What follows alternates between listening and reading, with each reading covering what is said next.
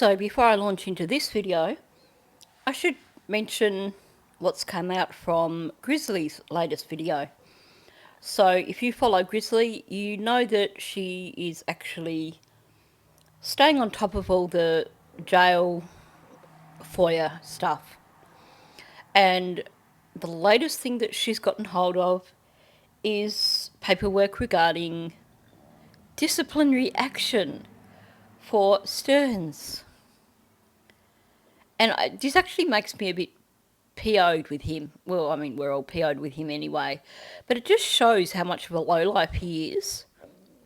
Because basically, he has had to face disciplinary action for sharing his PIN for his phone access with another prisoner. Basically, another prisoner was using Stefan's PIN number to make phone calls. And of course, got caught out. Both of them had to face disciplinary action and they've been given warnings. I hope that Chris and Deb have been made aware of this, given that they're the ones who pay for everything for Stefan. Presumably they're still putting money on his books for his phone, they're still giving him money for his lollies and his coffee. So essentially, he's been getting his parents to pay money so that he could actually allow another inmate to use his phone credit. That just goes to show you how much he takes for granted what his parents are doing for him. I hope that they turn around and say, okay, you're going to have to pay for your own crap from now on, because we're not going to give you money so you can give it away. Now, let's be real. Stearns isn't going to do that for free. So he's got to be getting something back in return. Who knows what that is? Because obviously being in that whole isolation unit, it's not like they can hand something to each other. So I would be very interested to know what was actually going on in that situation. Okay, so with that out of the way, let's get back to looking at this Jen Soto interview. So this is part 5, most likely the final part. Although I know there was a lot, I haven't re-listened to this yet, but I know there was a lot that happened in this very end part of this interview. But I think I'll push through anyway and put this in one video, even if it means that it's going to be out a little bit late. Well, to be honest, it probably will be out a little bit late because it's just been one of those days. I've only just sat down and it's already well into the afternoon. So the chances of me actually finishing this today are pretty slim. Now, let's talk about this video. So this is part 5. Where we left off yesterday, they were asking questions of Jen in relation to Maddie's cycle, let's say, because it's too early in the video for me to say words that YouTube might decide to demonetize me for.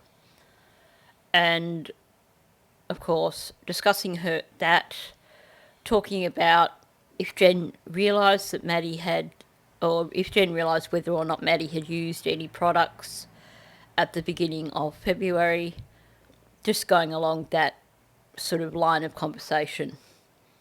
Now, the topic kind of veers off a little bit, but not a great deal. He's basically talking to Jen about Maddie needing to use Miralax and issues that Maddie may have had around that sort of problem that is the reason for using Miralax. And clearly the point of this questioning is actually got nothing to do with the Miralax, nothing to do with Maddie being blocked up, so to speak. More about investigating symptoms that may have been apparent and finding out Jen's response to those symptoms.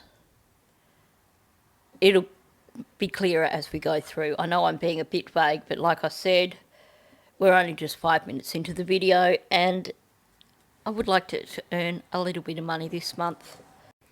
Okay, so with that said, let's just jump straight in.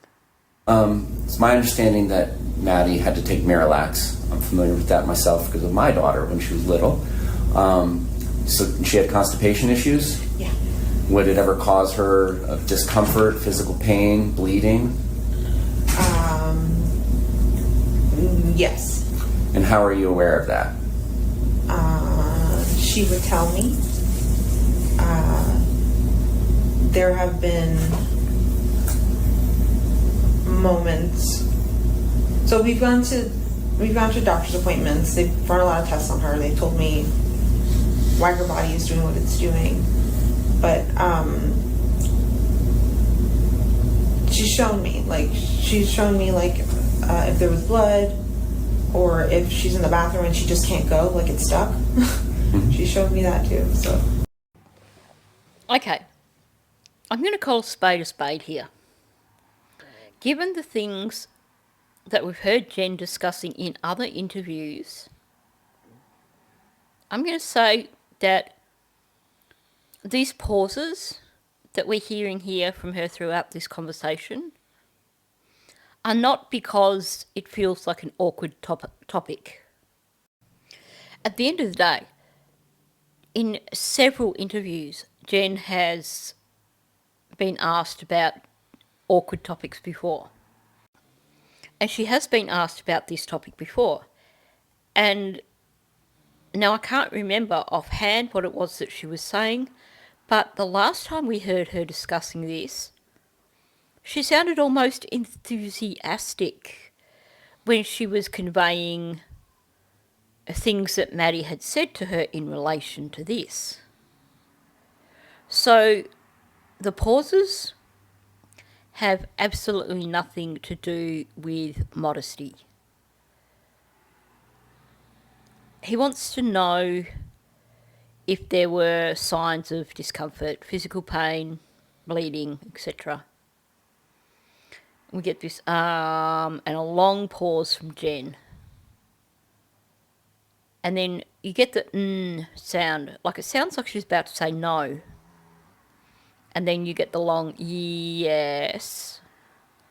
I think what she's doing here is, now that she knows that they have the full picture, she knows that they know what was going on with Maddie. This is dangerous territory for her. She doesn't want to divulge too much, because if it sounds like this was, or the side effects, the symptoms were too frequent or too extreme, then it's not going to look good for her. And of course she probably realises that a lot of these symptoms weren't necessarily because of Maddie being blocked up. And that's the whole point of this line of questioning. They want to ascertain the sort of damage that he was causing Maddie.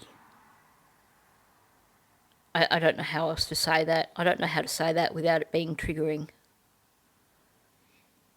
And I believe that Jen knows that's exactly what they're asking, because she's really struggling to answer here. She starts with, again, she would tell me, and then you get this long pause and another and another pause. There have been another pause, moments. She does not want to go down this line of questioning.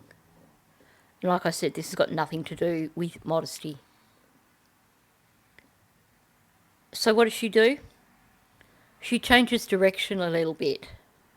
She doesn't want to give too much detail.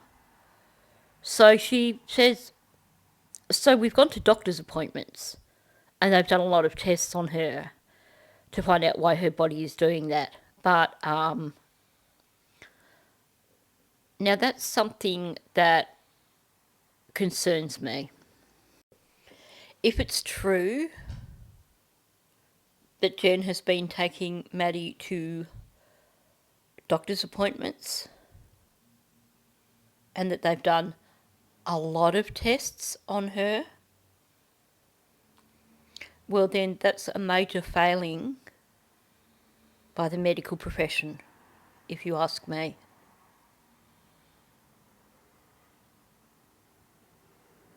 Because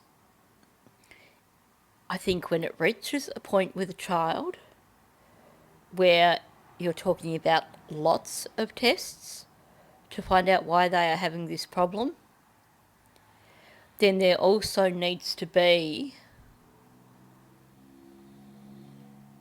mental health professionals involved without parents around, particularly if the child has a diagnosis of ADHD. Because the thing is, it is so easy to turn around and diagnose a child with ADHD, when in actual fact, what you are looking at is symptoms of trauma. So here, you have two red flags. You have a child who's been diagnosed with ADHD and a child who is having issues with bleeding and stuff like that, and with being blocked up. Just running tests, just running medical tests is not enough. If this child has to be on Miralax permanently, something is seriously wrong. And there needs to be a willingness by doctors to cross over and actually say, look, I'd like this child to actually see a mental health professional just to be on the safe side. I honestly believe too, just from the way Jen is talking here, just from the pauses, the difficulty with finishing a sentence, all that sort of thing, I do believe that she knew that there was more to the story here. I think she knew what the problems were that Maddie was experiencing. Now, yes, the medications that Maddie was on could have been, or probably were, responsible for some level of blockage. But I can't help thinking that there's more to this. And, you know, he's asked her about symptoms, and one of the symptoms he's asked about was bleeding. And I suspect that's the thing that has made Jen go into fight or flight mode, the reason why she's having difficulties answering the questions. Because probably there was bleeding. But possibly not because of Maddie being blocked up. This is speculation, of course. But, I mean, we know why they're going down this line of questioning. I would imagine they would probably be subpoenaing medical records to get more details on all this now. But it is disappointing that the health system has failed this child. Did she ever specifically seek treatment for tears or bleeding or anything due to her bowel movements? No, I don't think so. Tears or anything like that, no. Okay. I don't think there was ever a tear. Okay. This is really not an easy part of the interview to listen to, I have to admit. So he's asked her if Maddie ever sought treatment for tears or bleeding due to her bowel movements. And this is a difficult question for Jen. Not a difficult as in, oh, she's got no idea. This is a difficult question. She doesn't want to answer this. She goes quiet and starts with, no, I don't think so. And then she doubles down with, tears or anything like that, no. This is all super quiet. This is not fluent. And to cap it off, she has to finish with, I don't think there was ever a long pause, a tear. And she says a tear really, really quietly. So aside from the usual signs from Jen, the lack of fluency, the quiet speaking, the pauses, we also get these little non-committal words thrown in here.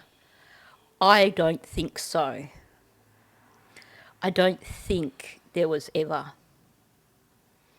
Meaning, well, there may have been, there may not have been. Most of the time when Jen's saying, I don't think so, we can translate that to there was, or you're close to what the truth is here. I think the way she keeps homing in on just tears,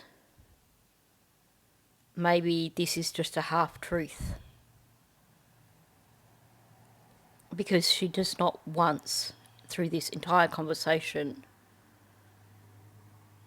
say that there was never any issues over Maddie bleeding. And maybe it's just that she's not certain because she didn't check when Maddie was bleeding if it was because of a tear. Or maybe she just doesn't want to admit to the fact that there were tears.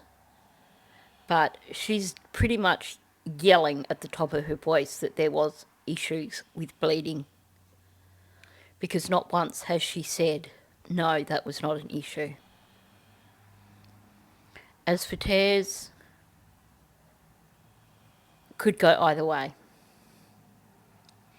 Could be that here it's just that she's trying to avoid talking about the issue of bleeding, or the I don't think there were tears could mean I don't think so, unless of course you've managed to get hold of medical records that prove that there were. Because what Jen has been doing throughout this interview is she's not giving solid answers. She's not giving a definite yes or a no. Because she doesn't want to be held accountable if she lies. So this could well and truly be another instance of Jen lying and that there were tears. Or it could just be the reason we've got all the pauses, the quiet voice, the I don't think so and everything could be because she's trying to avoid discussing any issues with bleeding. Either way, we can be 100% certain that there is far more to the story here than what Jen is giving them. And I hope that they did get warrants to access Maddie's medical records, because I think definitely, well, for both cases, but definitely for the first case, they would be quite important. If you have those medical records which show that Maddie had those issues,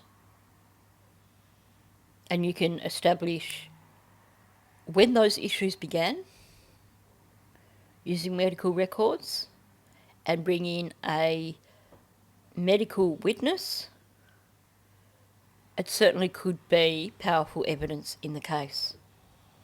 On February 26th, the whole purpose of Stefan coming and taking Madeline to school was so that you could get some sleep. You had missed your medication Saturday night, so on and so forth, right? Yes.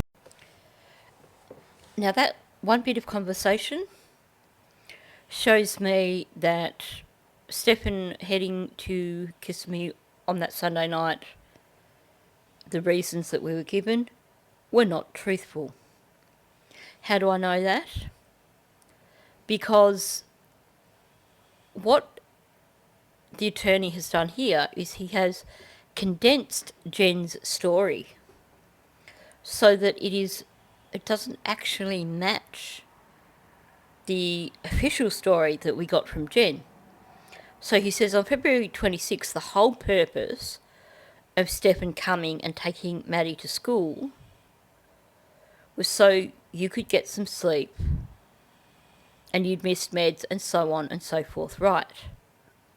And she says yes. Meaning that in her brain she's just heard these elements of her story without translating what he's said. He's asked her if essentially she got Stefan to come up just so she could get the sleep on the Sunday night and so she could take her meds. And she's agreed. Well, that's not the story that we were originally given. The story was she needed help from Stefan because she'd started a new job and she was going to be, getting home late and everything, and she wanted to see Maddie. So the original statement that she gave had nothing to do with that Sunday night. It was already planned that he was going to come. And yet Will J has basically said to her, he came because you needed sleep on this night, and she's like, yes. So she's forgotten her narrative.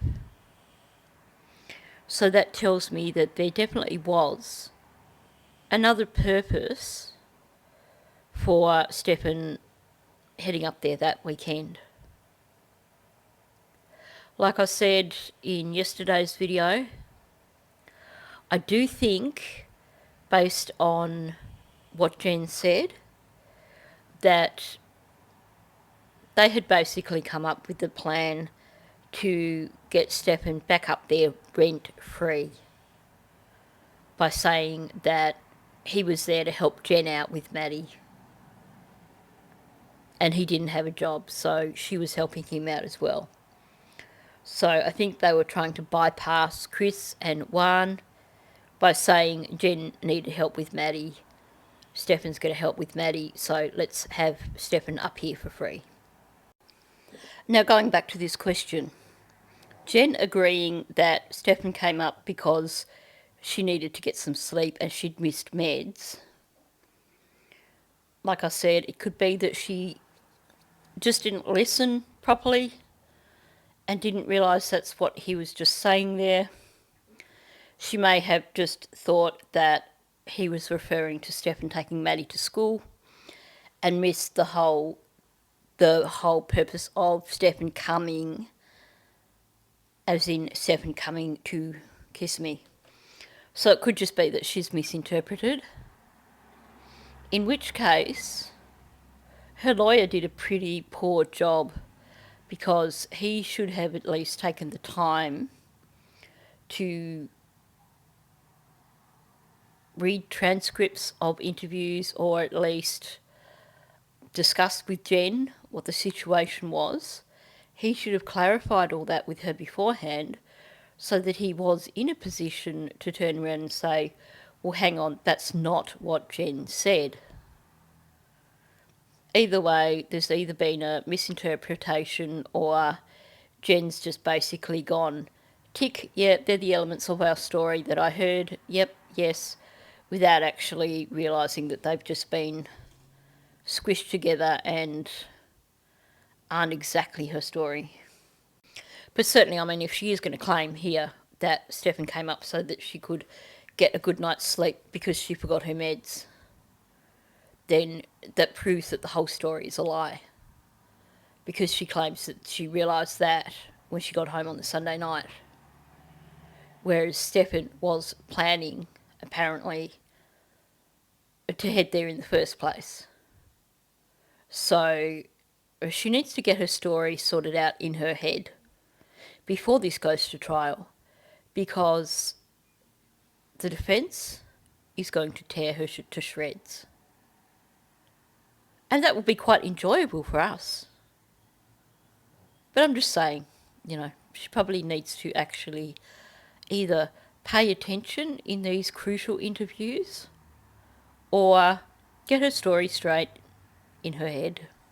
Is there any particular reason Stefan couldn't have driven your car to take Madeline to school and therefore not embarrass her and he could just drop her off normally? Yes, but because he's not on my car insurance, I was very nervous to let him drive my car. You did let him drive your car after this occurred, though, right? Yes, but he was very insistent because he wanted to go look for Maddie, and he had a spare on his car because he had a flat, so he couldn't drive his car. So he just really wanted to go out. So I just let him, but I wasn't comfortable with it. Honestly, Jen must think that these guys have not listened to the interviews that she did. He asks her if there is any reason why Stefan couldn't take her car. And she's not sure what to say at first. She's like, yes, but in other words, she's stalling while she figures out what to say here. Because it doesn't look good to say that, well, actually, no, there was no problem with that. He could have dropped Maddie off in my car. But that wouldn't fit their story, would it? Because if he'd have dropped Maddie off in Jen's car, he would have dropped her off at the school, and there goes their whole alibi. So it had to be his car, but she can't say that. She can't say, yes, the reason he couldn't take Maddie in my car was because we needed the alibi of him dropping Maddie down the road from the school so that we could say she was abducted. But of course, if Jen said that, she would be admitting to the fact that she helped come up with this alibi. So after humming and hawing a bit, she comes out with, because he's not on my car insurance, I was very nervous to let him drive my car. Now, first of all, I have a query in terms of car insurance in the United States, because for the most part here, when it comes to car insurance policies, when you take out your insurance is taken out for the primary driver. But within that insurance, if you read the terms of the insurance, other drivers are covered for driving your car, unless it's a really, really regular occurrence, in which case they need to be listed on your insurance as an additional driver. But if they're only driving your car occasionally, they don't have to be listed on your insurance policy and they are covered. Now, I don't know if that is the same in the United States, but given that a lot of our insurance policies, a lot of the legalities there come from American insurance companies. There are a lot of companies in Australia that offer insurance where basically they are underwritten by an American insurance company because they are the big bucks, which to me suggests that maybe that policy is the same in America. Not every insurance policy in Australia is like that, but there are definitely insurance companies that are underwritten by larger American insurance companies, basically. So And you've got this standard across the board in terms of what are accepted terms with insurance in Australia. It's not like it's legally the standard, but obviously when it comes to competition between insurance companies, they need to actually be able to compete with each other, meaning they need to offer similar terms. But regardless of that, we can call BS on that anyway, because we've heard the interviews. And the way she talks about Stefan driving her car, she never suggests that it was a problem for her. In fact, you hear this one interview where she's like, yeah, he said to me that he might take my car out to go look for Maddie. And I forgot about it until I got in my car in the morning and I saw, or got in my car to do, while we were waiting or whatever, and saw that the seat was moved. And I was like, did you drive my car? And he's like, yes, don't you remember? So the way she said that in that interview made it clear that it wasn't an issue for her, Stefan driving her car. And she allowed him a few times. Okay, she can claim that she didn't know that he took her car down to Northport. But after he did that, did you hear her sounding angry that he'd done so? No. Her concern was, or on one hand, she's like, well, I thought he'd just gone to go get some Wawa or something. And her concern mainly was, well, if the police turn up while you're not here, they're going to arrest your ass. Which doesn't make sense, of course, because there was no warrant out on him. He was not named as a suspect at the time. There was no reason why he couldn't be absent. But the point is, never once did she express to the detectives that she had not allowed him to use her car. And Will J picks up on that.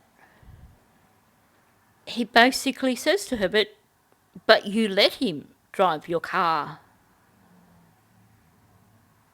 And she comes out with, yes, but he was very insistent. He wanted to go look for Maddie and he had a spare on his car, so he couldn't drive his car. So he just really wanted to go out, so I just let him. But I wasn't comfortable with it.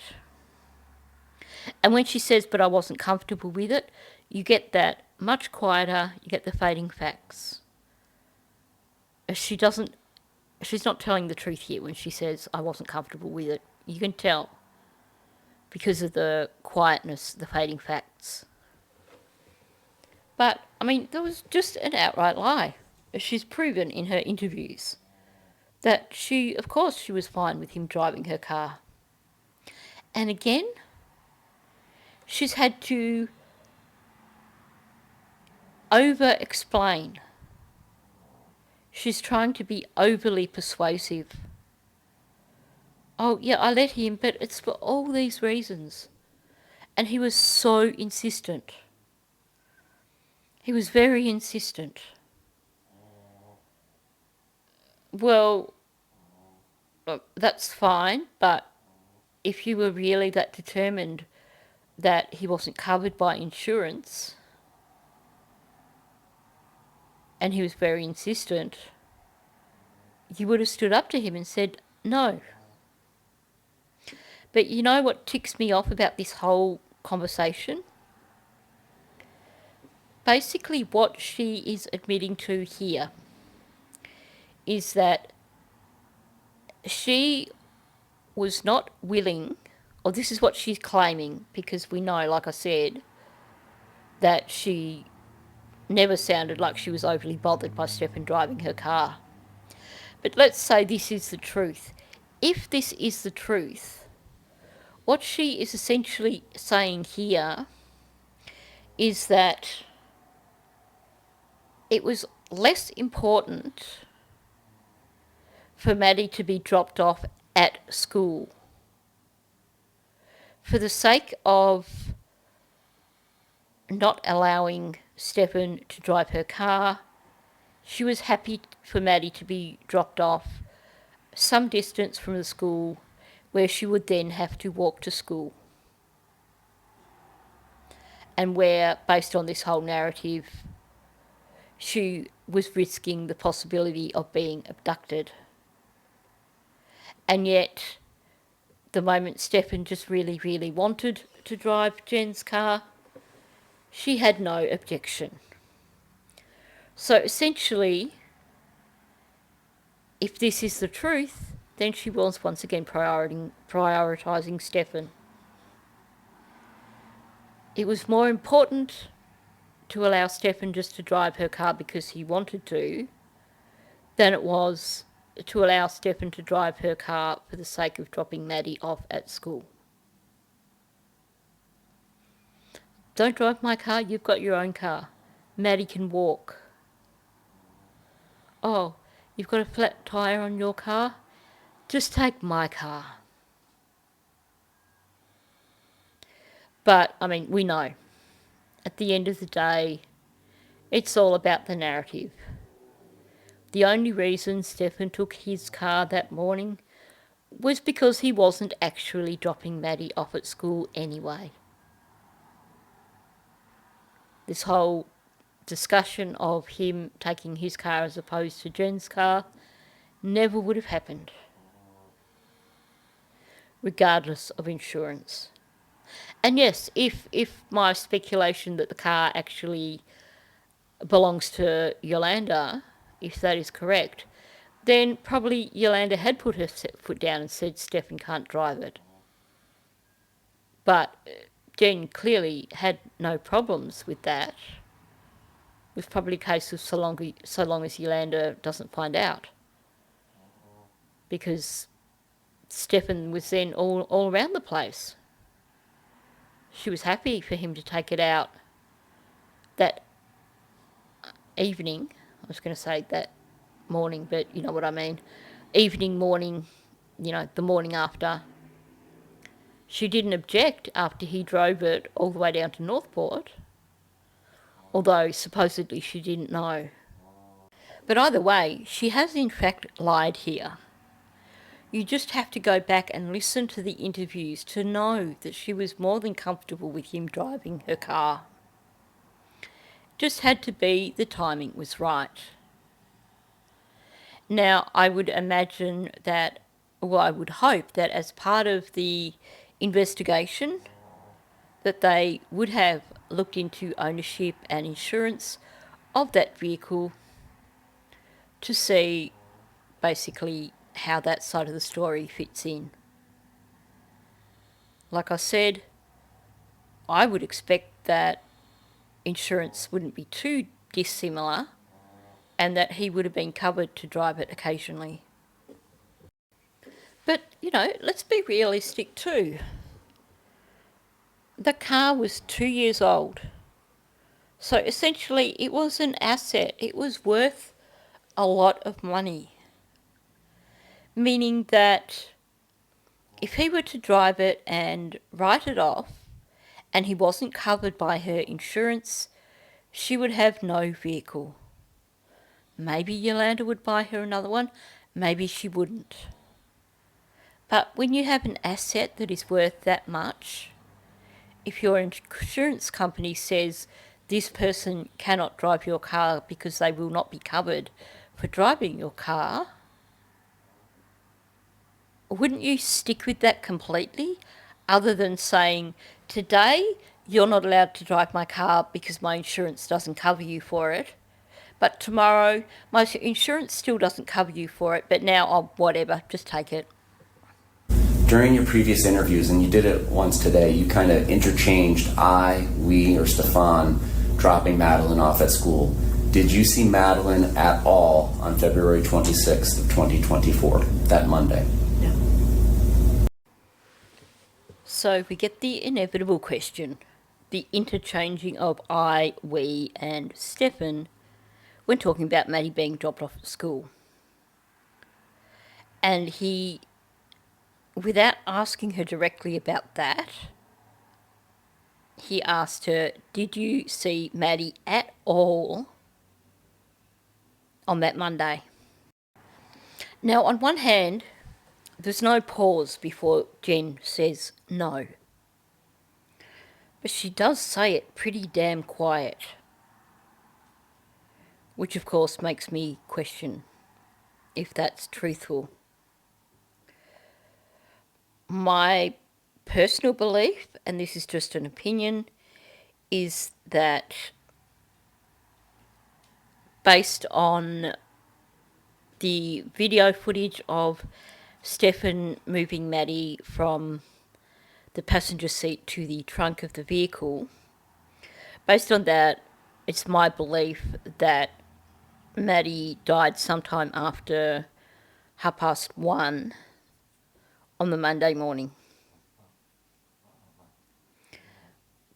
Based on things that were said, I can't help thinking that what may have happened after Maddie was deceased was that Stefan did actually go downstairs and wake Jen up and told her what happened. I mean, these two are thick as thieves. Of course he would have told her.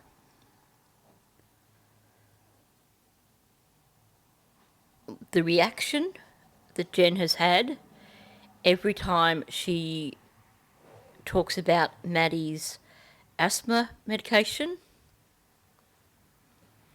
makes me think that she was, at some point in time, in the room after Maddie was deceased.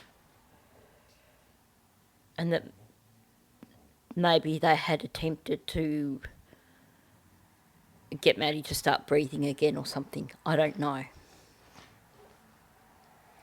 I also have questions over how it could be possible for one person to redress a deceased 13-year-old girl, including putting on a bra and including putting on jeans. Two things that are not easy to put on regardless if you are trying to dress another person without their assistance. But if you are trying to dress a deceased person, there's a reason they refer to it as a dead weight. So I can't help thinking that Jen most likely assisted Stearns when it came to dressing Maddie. It also seems like a rather ballsy act for him to have carried Maddie from the townhouse to the Lincoln, knowing that there are so many other townhouses around.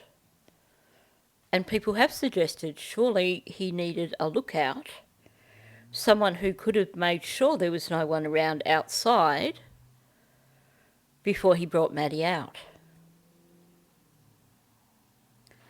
So I actually suspect that Jen did see Maddie on the Monday.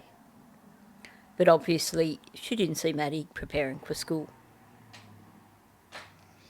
Like I said, she did say no pretty quickly. There was no pause, but it was a quiet no. If she did see Maddie on that Monday, and she's just lied in this interview, she's screwed herself over completely.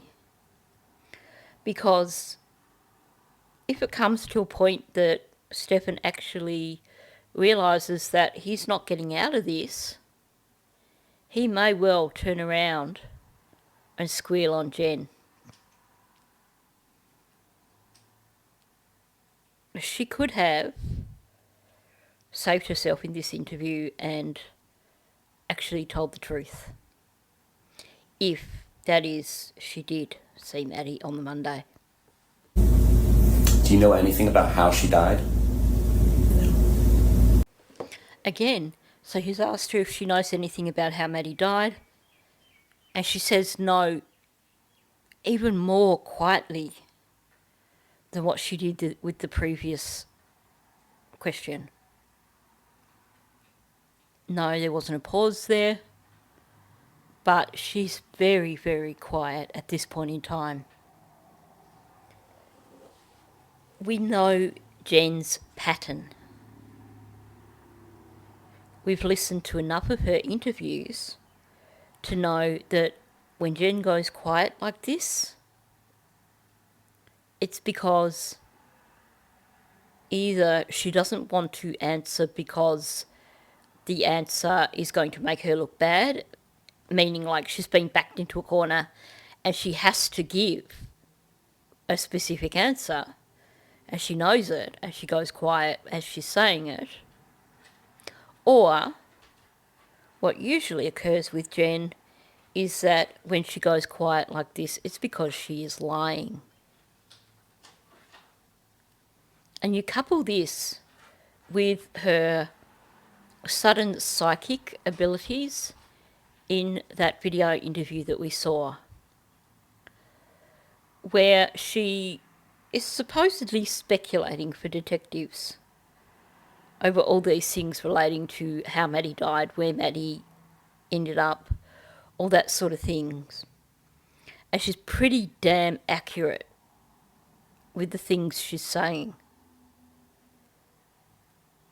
So I don't believe her when she says that she doesn't know how Maddie died.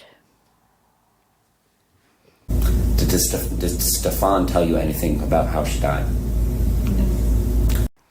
Again, really, really quiet. Did Stefan tell you anything about how she died? There's no pause, but the no is super quiet. Obviously, it's not provable, but based on what we know, like I said, this is a lie. Okay, but let's imagine that we've not heard any of Jen's interviews prior to this point in time.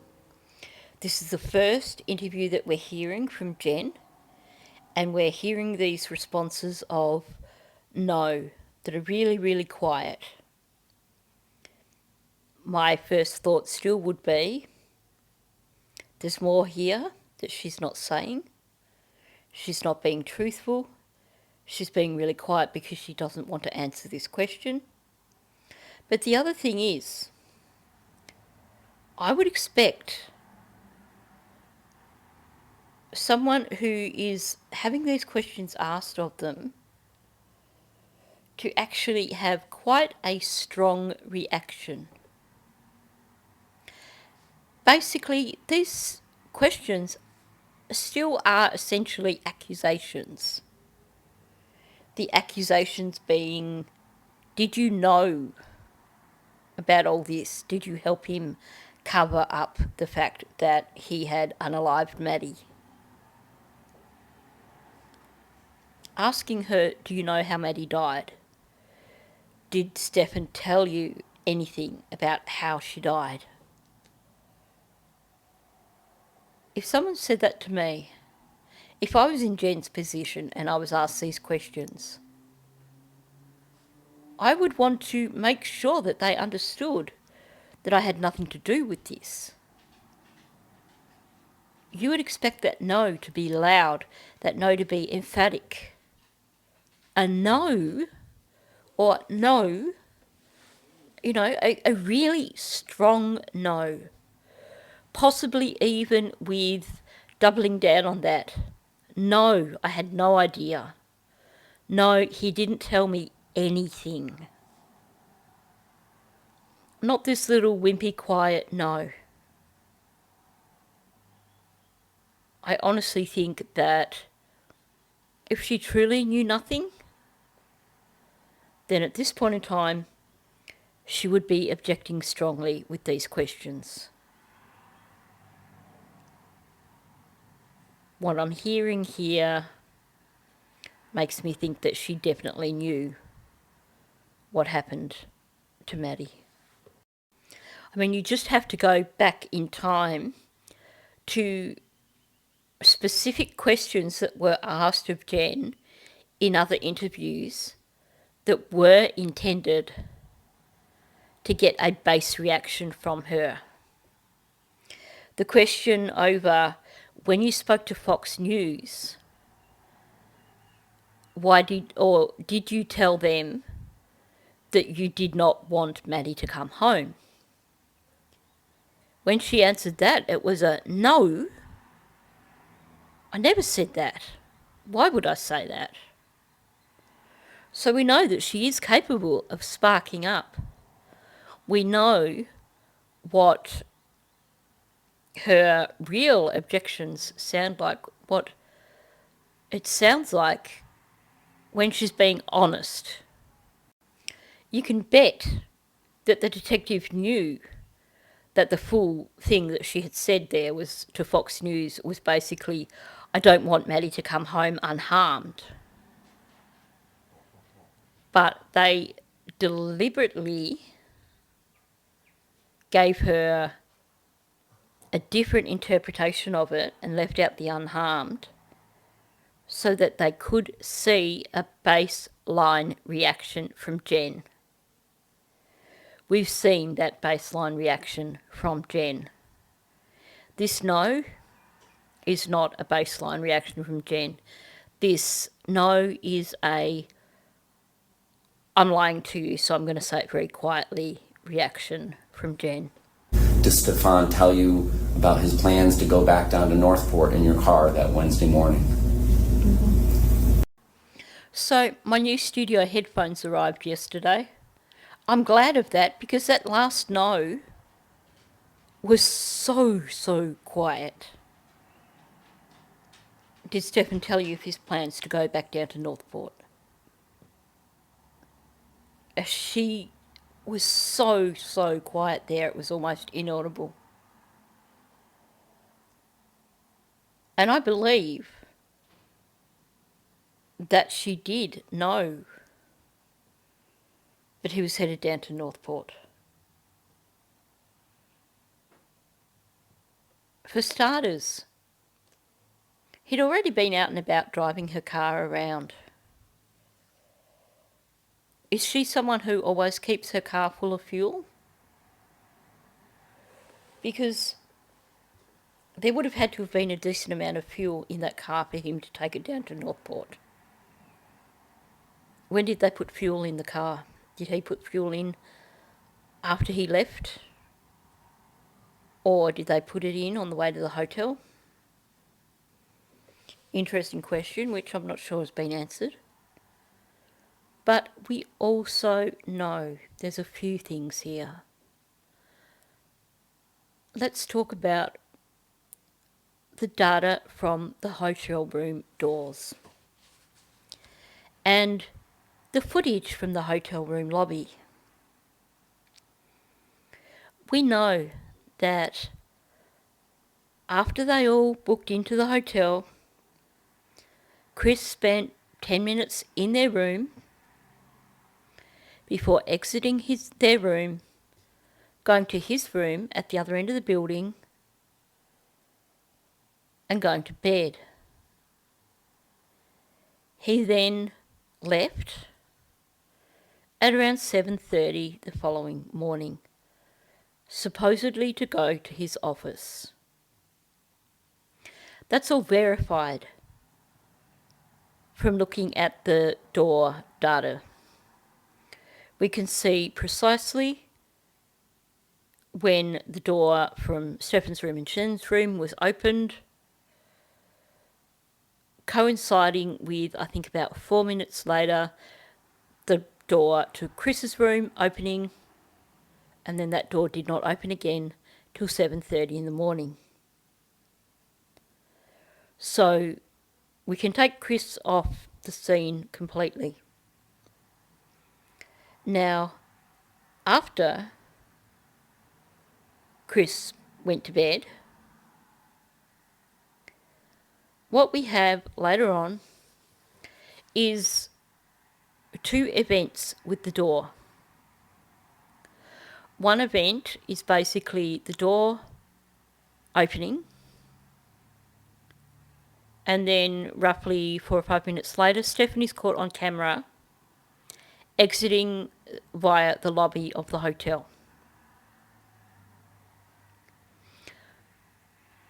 Shortly after he exited via the lobby, the hotel room door in Jen and Stephen's hotel room opened.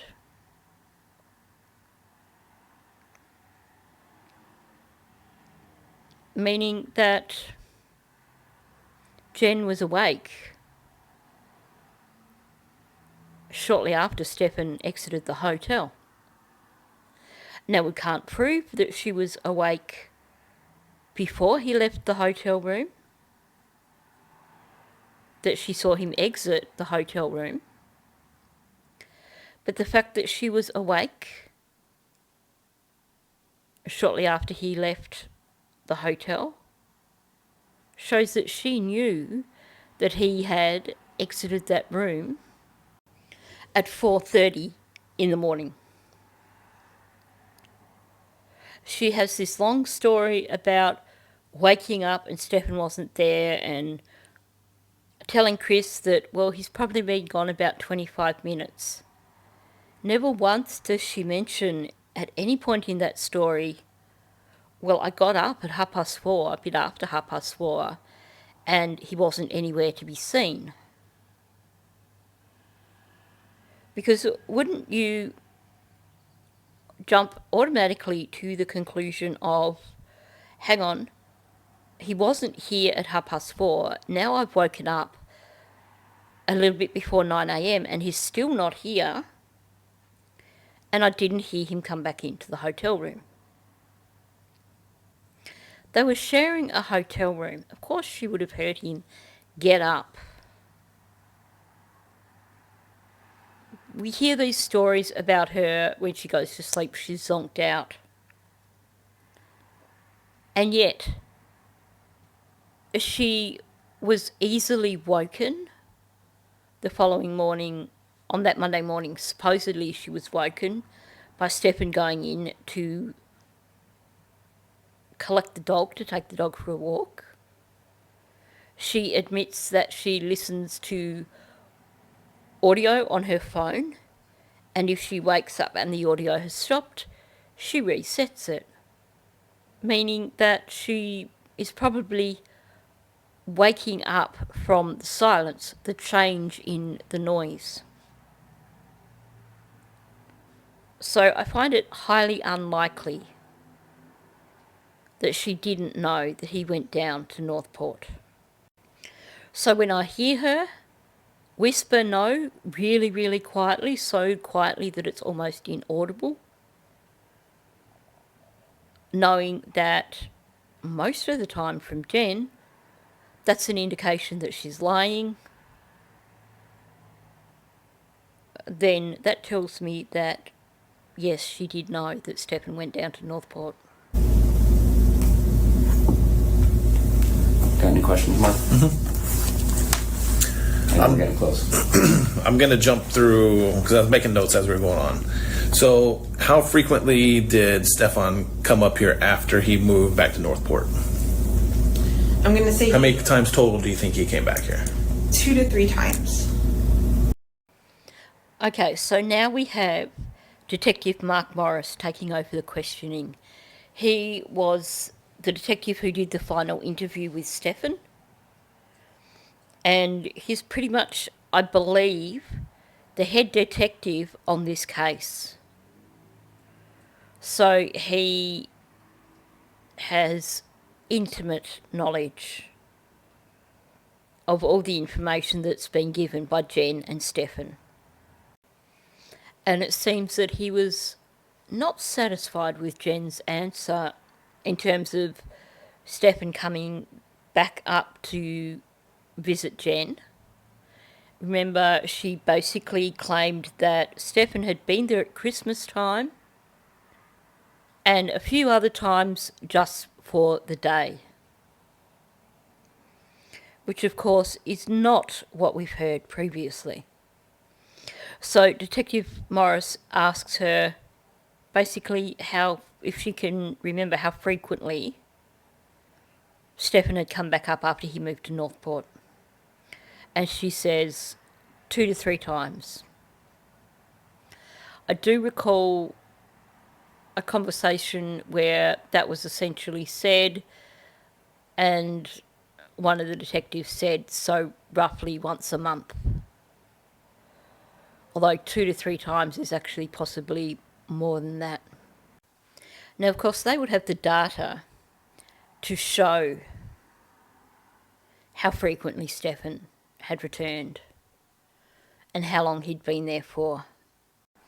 It's my understanding that basically, yeah, sure, you can factory reset a phone, and to the average person, it looks like everything's gone. But if you have the right software, which of course FBI and law enforcement do, then you can retrieve a heck of a lot of that phone. It's not gone for good just because you factory reset. So I suspect that even if the data from his Google Maps isn't readily available in the cloud, I don't know how long that is stored for, but it is quite possible that it was still there in his phone. The other side, of course, is that if there were any additional images or videos that were recorded, taken by Stearns after Christmas, then it's going to prove that he was there. And I think, had he been there after Christmas and stayed overnight, he certainly would have taken more images and videos. Because having been separated from Maddie, he would have needed something to fuel his addiction. So I think we can be confident that Detective Morris knows the answer to this question. Do you remember if those were around specific dates? One was like the week of Christmas.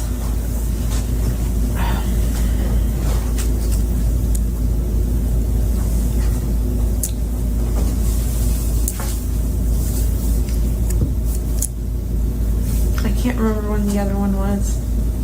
Was Stefan in town the week or two prior to this last time he came?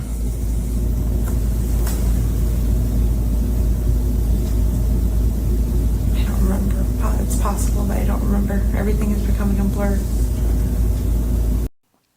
In all fairness to Jen, that is kind of how it works. So he's asking her for specific dates of when Stefan came back to visit them. The week of Christmas, that's an easy one to remember, obviously. And then she says, I can't remember when the other one was. And see, the thing is, that weekend that everything happened with Maddie, that's kind of a defining point in time in terms of what Jen's going to remember. And in the period of time leading up to that, things are going to be hazy unless there are points of reference. If he had just come up for a random reason and there wasn't a specific date attached to it, then she might not remember. But not only that, when you do have something like this happen, regardless of whether or not Jen knew about this, regardless of whether or not she was ambivalent towards Maddie, this is still a monumental event for Jen. It still would have been stressful for her because of all the questioning with detectives, regardless of whether or not she really gave a damn about Maddie. Meaning that the brain will be so full of reflecting on all that events before then and events events after them probably have become a blur. So she may not actually remember how many times Stefan went there between Christmas and when Maddie was unalived. She may not know the exact dates. She may have no idea what's happened since then. So saying it's a blur is quite possible. But she does say, I don't remember. It's possible, but I don't remember. Everything is a blur. To me, that says that... this is asking the question of if Stefan had been there a week or two prior to when he came up before Maddie's birthday. The way she's answering that, to me, says that actually she's pretty certain that was the case. Either she's being evasive and doesn't want to admit that he did come up at that point in time, or there is just that vague memory there and it rings a bell when he says, did he come up a week or two prior? So I don't think you could say she's being evasive here for certain. It could just be that she genuinely doesn't remember. But her answer to me says that it probably did occur. By saying it's possible, that's acknowledging that it certainly sounds like that could have been the case. Of course, likewise, it could be just her being evasive, doesn't want to give a definite yes, because maybe there was something that occurred at that particular time that she doesn't want them to know about. In which case, it's better to be evasive. She doesn't want to say no outright because she's learned her lesson. And she knows that if she lies, they're going to call her out on it. Whereas if she is non-committal in her answers, in her mind, she gets off scot-free. Do you remember sending him a text message asking if he can babysit Maddie while you go have lunch with your friend? This was a few weeks before. Mm-hmm.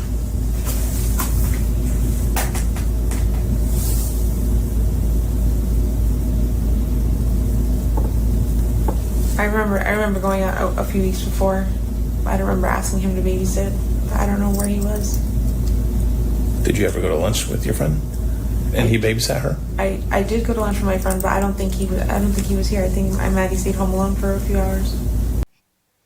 Honestly, today's drinking game could be to down a shot every time Jen says, I don't think. So the question here is if she had sent, or if she remembers sending a text to Stearns a few weeks before everything happened, asking him if he could babysit Maddie for a while she had lunch with a friend. Which to me is a really odd text in the first place. We're talking about a girl who's just about to turn 13. We're not even talking about going out of an evening. We're talking about in the middle of the day. Why would you ask someone who lives 3 hours away to come and babysit a 12-year-old who would be more than capable of staying at home by herself for a few hours, just so you could go out to lunch with someone? But there's no sense in that whatsoever. And of course, you know, what's wrong with Yolanda or Stephanie or Juan if she was so concerned about leaving Maddie at home? But clearly she wasn't concerned about Maddie staying at home on her own, because she's claiming here that she did just leave Maddie home alone for a few hours. So it's a really bizarre thing, this text. So he asks her about this. Did you send him a text to get him to babysit? You get a long pause, and then you get the typical Jen stalling tactic. She wants to re-ask the question, so she's got time to think about how to answer. Is this a few weeks before, she asks. Well, duh, Jen, that's exactly what he just asked you. Yes, that is Amira snoring underneath my desk. They now have brand new heated pads in their beds and lovely brand new blankets to go on top of them. So she is in a state of absolute bliss. Okay, back to Jen. So you get this stalling question, was this a few weeks before? Well, duh. And then you get another long pause from her. She hasn't quite figured out what to say. And the best she can come up with is, I remember going out, I don't remember asking him to babysit. And then she makes this odd comment. I don't know where he was. Well, I don't believe that they actually asked you to say where he was, Jen. They just asked you if you had asked him to babysit on that particular day. Again, we have her offering up information that hasn't been asked for. Why did she need to say, I don't know where he was? So to me, there's a bit more to this story. And you'll notice that they don't really push here. He asks her, well, did you ever go and have lunch with a friend on this particular day? And she said, I did. But I don't think, and she can't get the sentence out. And we know the whole brain doesn't like to lie. And you see this so often with Jen, when you know she's coming out with a lie and it's so blatantly obvious that it's a lie, she can't finish her sentence. And so she doesn't. She gets as far as going, I did, but I don't think he was here. She was going to say, I don't think he would something. But I don't think he was here. And then she starts saying, I don't think again, but she doesn't even finish saying think this time. It's just, I don't think. And then she goes, Maddie stayed home alone for a few hours. She really, really struggled to spit that out. To me, it sounds like a typical Jen lie. And here she kept having to say, I don't think. This is your typical way of evading giving a affirmative answer. She's not saying, no, he didn't. And she's not saying, yes, he did. She's just saying, I don't think so. Which basically, once again, covers her ass because she doesn't know what evidence they've got. She doesn't know if they know that he was there or not. So for her to say, I don't think, that's something she can deny. But honestly, how could you forget? How could you not know? Was he invisible on that day? Did he slip in through the door in his invisibility cloak as you were heading out to go to meet your friend for lunch, and then slip back out the door again when you returned? It's ridiculous. It seems to me that there was some sort of arrangement for Stearns to have time with Maddie that day. and Jen doesn't want to talk about it.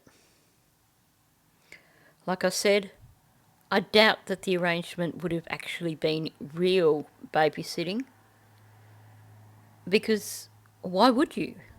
In the middle of the day with a 12-year-old, when her aunt is just around the corner, just a phone call away.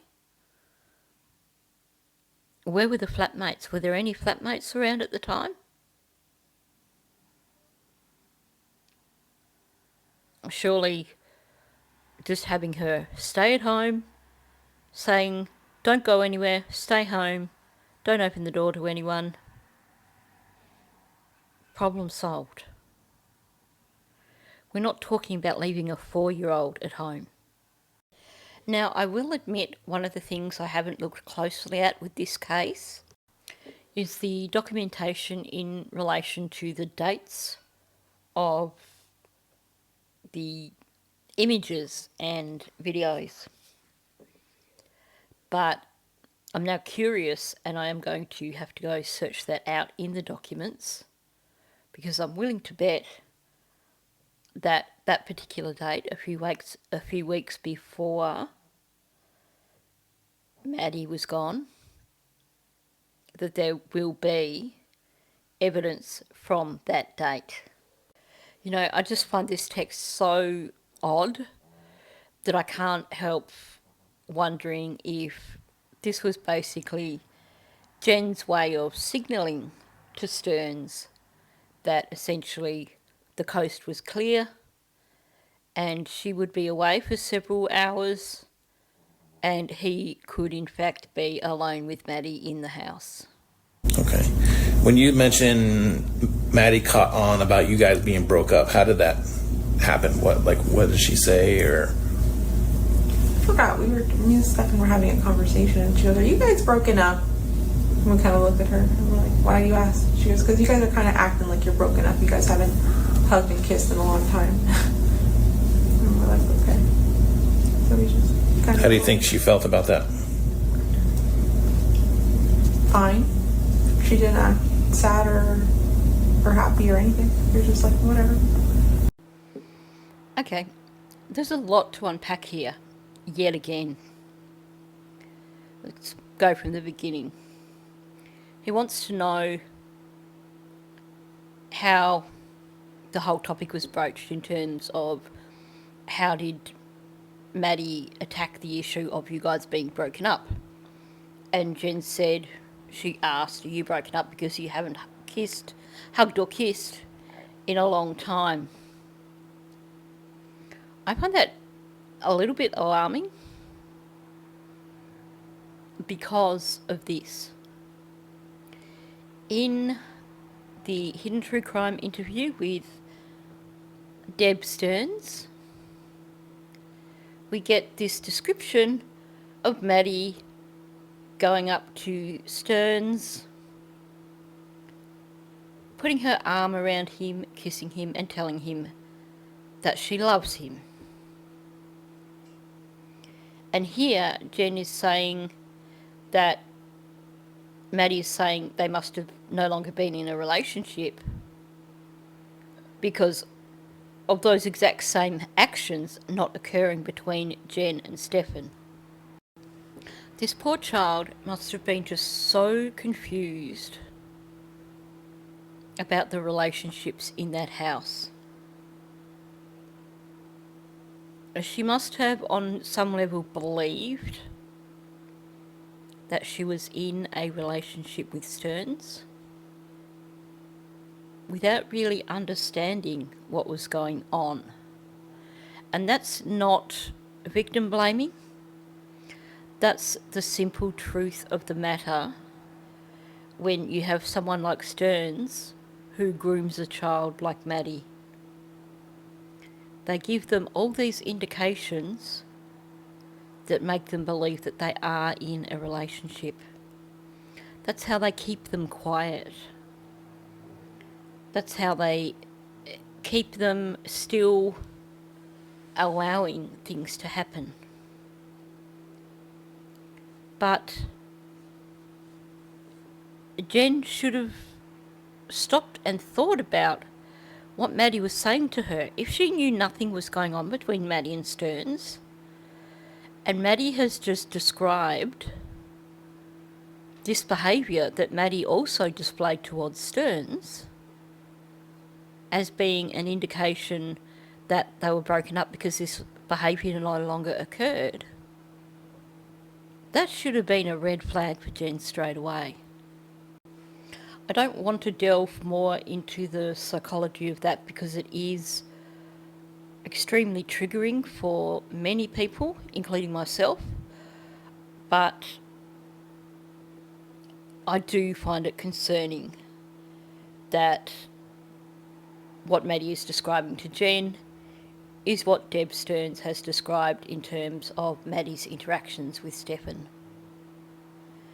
Now, he asks Jen, how do you think she felt? And she actually sounds defensive when she says fine. And fine itself can quite often be a defensive word when it's on its own. Well, fine. That wasn't exactly the way she termed it, but you know what I mean. She did sound defensive when she said fine. And she said, well, she was not happy or sad, she was just like whatever. Again, major parenting fail there. If your child is observing that there is a change occurring in the household that is a significant change, such as the two adults that they have with them having broken up,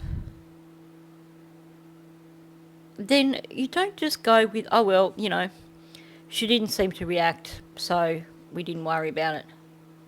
It's a conversation you need to come back to really help the child understand and to make sure that the child is actually coping with that emotionally and mentally.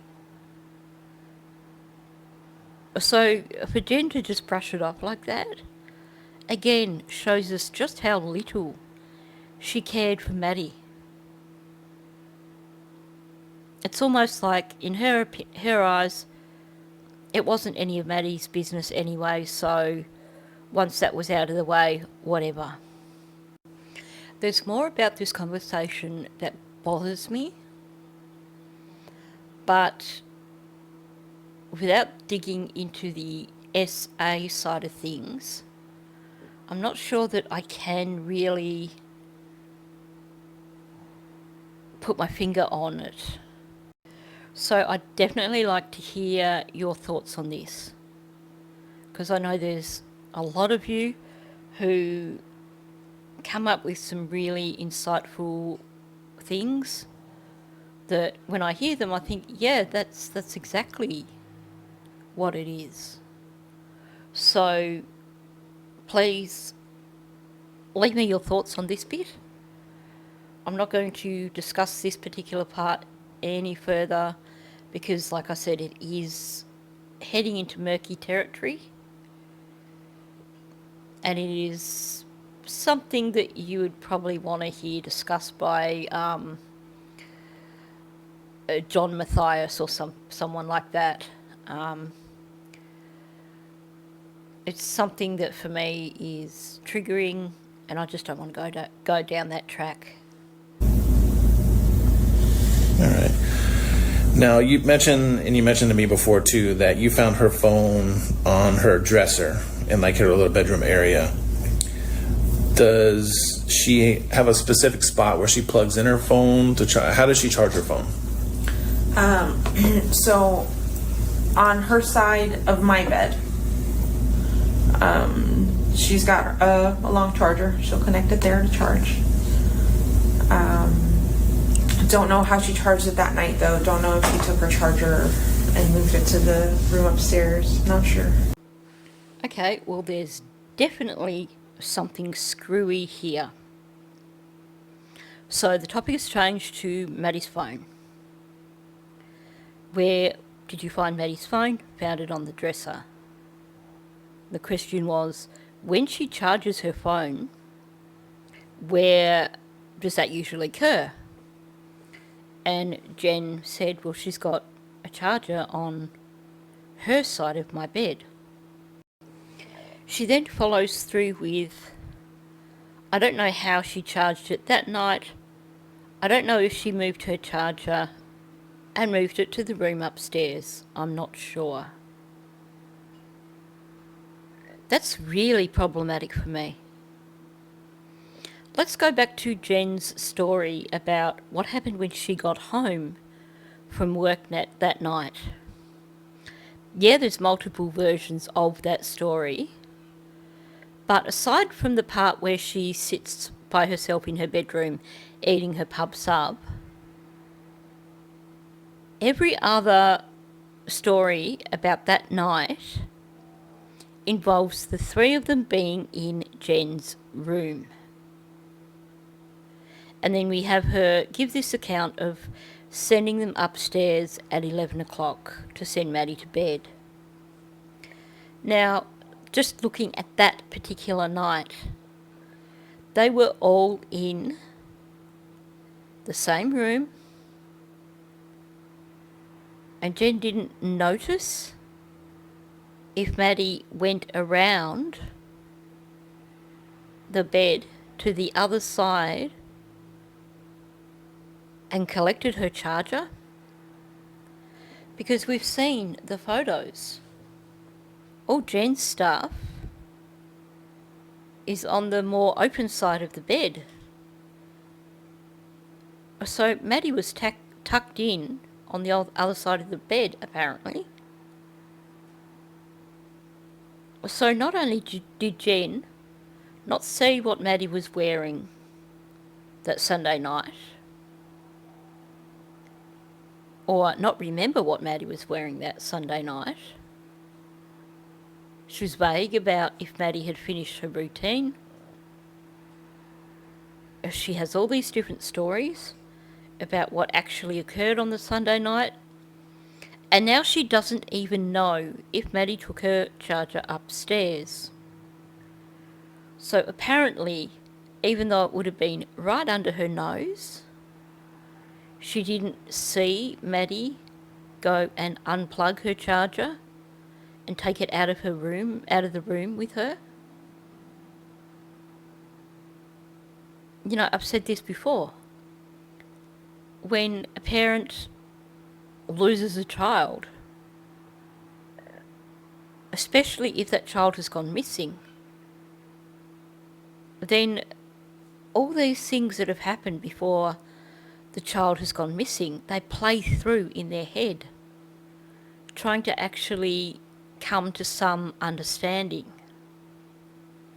Yet apparently that night, Jen can't remember anything in relation to Maddie. Not what she was wearing, not whether or not she took her phone charger upstairs. It would have been interesting to actually hear her say if she could recall if Maddie took her phone upstairs with her. Although there seems to be this assumption from Jen that that definitely occurred. This is not one thing that she ever questions.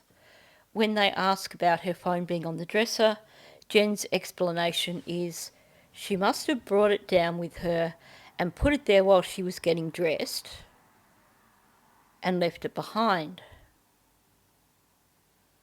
So she's apparently certain that Maddie took her phone upstairs with her that night, but not certain that Maddie took her charger upstairs. Even after Maddie went missing, isn't that something that Jen would have been aware of? Wouldn't she have noticed after Maddie went missing where Maddie's phone charger was? Sure, she only was in the townhouse one more night after Maddie went missing. Why is it that her child is missing and she supposedly never went upstairs to the last location where her daughter was in the house.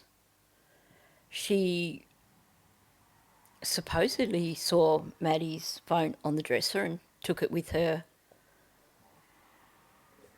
to go pick Maddie up. And here's the other thing. Sure, Maddie's phone was extremely new, from what we can tell, but that phone was turned on from about 20 past 10 that morning. After Jen took it with her to supposedly pick up Maddie, it was then taken to Yolanda's office, where apparently it was searched thoroughly by Stephanie, Stephanie's daughter. Supposedly Jen even had a go at looking, but was just too traumatised to look. And then Jen took that phone home with her again and pulled it out and was going through messages again with the officers. And it was then in her possession till, I think, roughly lunchtime the following day, when Detective Hunt collected it. That means that that phone had a lot of use after they supposedly discovered Maddie missing. A lot of searching into internet and stuff like that. It was turned on for probably a 24-hour period. Her daughter was missing. She had her phone, which possibly could have provided clues, hence the reason why everyone was so interested in looking at that phone, and yet she didn't feel the need to keep it charged.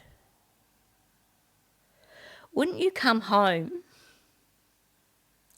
after reporting your daughter missing and think, okay, I need to make sure this phone stays fully charged. This could be important for helping me find my child. Well, apparently she didn't, because had she done that, she would have known exactly where Maddie's charger was. Because as far as I know, they haven't invented phone chargers that can return to their home location like a drone. The only way Maddie's phone charger would have moved would have been if Jen or Stefan had moved that phone charger. Even if, hypothetically, Stefan had moved the charger when he brought the phone back downstairs, Jen should have known the location of the charger, meaning that she should be able to answer whether or not she believes Maddie took the charger upstairs with her. And even if she didn't charge Maddie's phone before Detective Hunt took it, even if she didn't do anything with Maddie's charger prior to when they locked down the townhouse, that would have been a trigger when she went back to the townhouse to pack up all her stuff, take it away with her. Wouldn't that be a trigger to find your daughter's charger still plugged in somewhere? It just seems to me ridiculous for her to say that she doesn't know where Maddie's charger was. Now, especially because we know Maddie's charger was taken upstairs.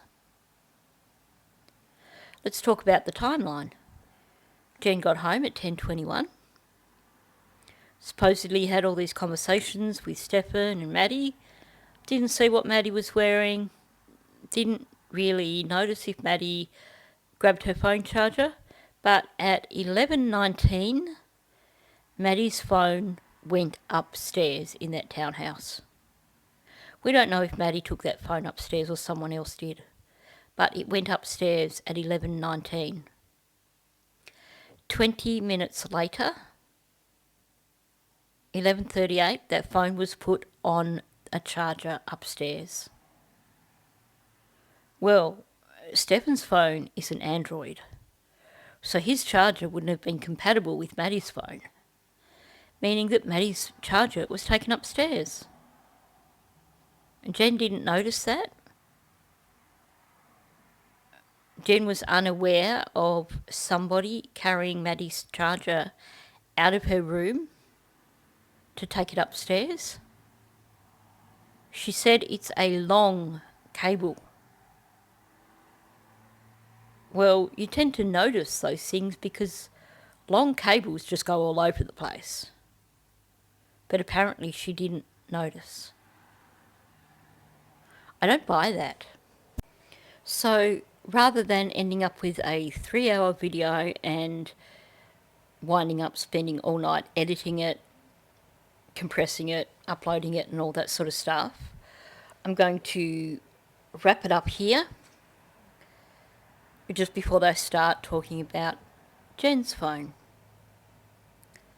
So I think too, there's just so much in here to wrap your head around that probably it's better to have a slightly shorter one or 2 slightly shorter ones than to try and wrap your head around 3 hours worth of pulling apart this interview. So, like I said, the next part of this takes up with discussions regarding Jen's phone, how she charges her phone, all that sort of stuff. Still a lot of interesting things that get said, that's for sure. So, on that note, thank you for listening. If you are new to my channel, please subscribe. Also, please hit the like button and please leave a comment below. There's so much to comment on already from what we've looked on in this video, and I love hearing your thoughts and being able to relax a bit and throw ideas around in the comment section. So I'm looking forward to seeing what you guys have got to say on this. Again, I apologise. I seem to be not quite keeping up with comments these days, which is fantastic because it means I'm just getting so many comments. So please keep commenting. Just know that I do my best to read everyone's comments. I just don't always get a chance to answer everyone's comments. As I've mentioned in previous videos, I always answer members' comments first, just simply because you've got to have some perks if you're paying for membership, I guess. So thank you, and I'll see you in the next one.